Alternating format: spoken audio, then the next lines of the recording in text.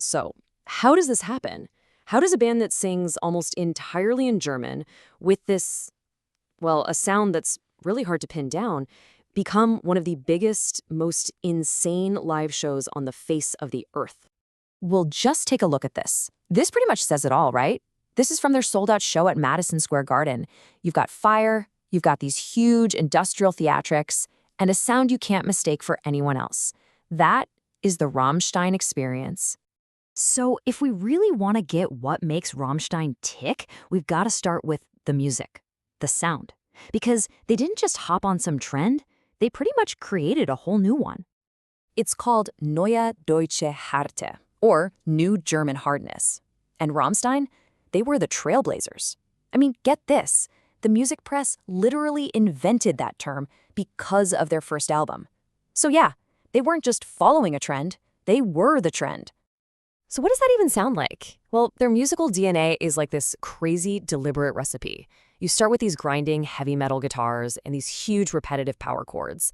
Then you throw in a layer of industrial noise, that electronic body music pulse, and then bam, these giant symphonic arrangements come in.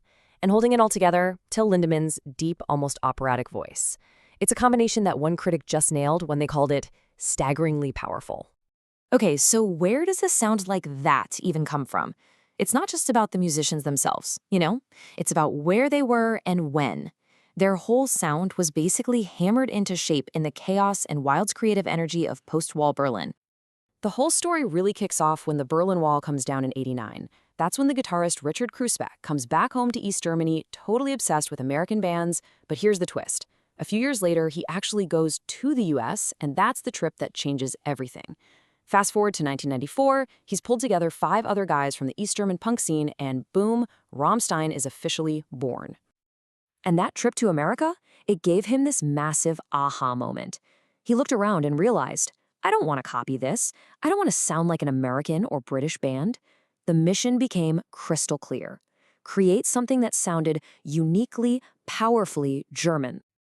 Even the band's name is part of this story. It started with a song they wrote about a tragic airshow disaster at Rammstein Air Base, but they added an extra M. And with that one little change, Rammstein literally translates to ramming stone. I mean, come on, is there a more perfect name for their sound? So they've got the sound, they've got the name, they've got the identity. Now what? Well, their climb to the top wasn't an accident. It was the slow, methodical build based on killer live shows and a few really smart moves. It all started pretty small, actually. They won a local contest in Berlin, which got them some professional studio time. Their first album, Herzeleid, wasn't an overnight smash. It was a slow burn. They just toured and toured, building this die-hard fan base. But then, the big break, the game changer. Trent Reznor of Nine Inch Nails, a legend in the industrial scene, personally picks 2 of their songs for a David Lynch movie, Lost Highway. Suddenly, the whole world is hearing them. And that just perfectly set the stage for their next album, Sehnsucht. That's the one with Du Hast, and it just rocketed straight to #1 in Germany.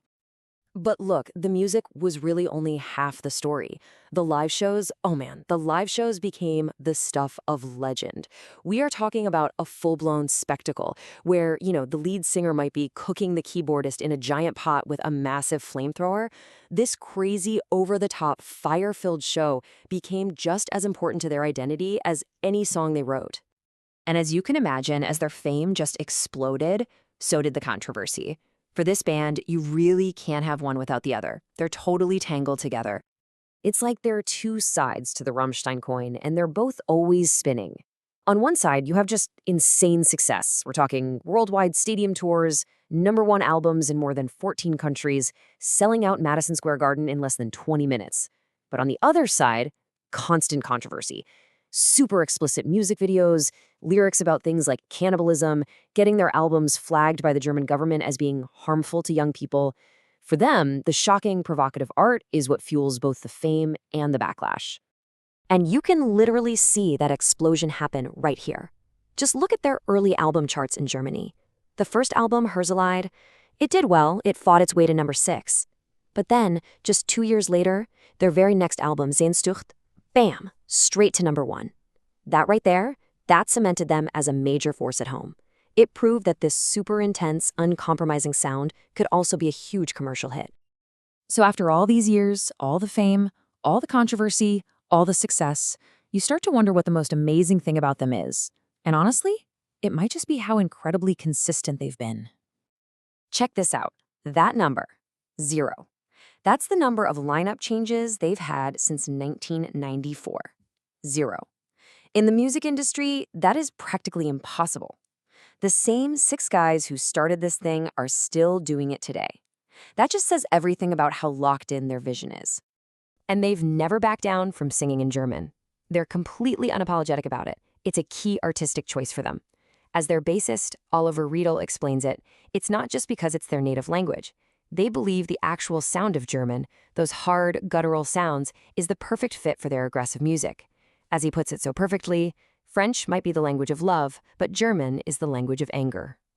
And really, that brings us full circle, back to the big question their entire career makes you ask. Rammstein has always used shock, they've always pushed buttons and broken taboos, and it's made them into global icons.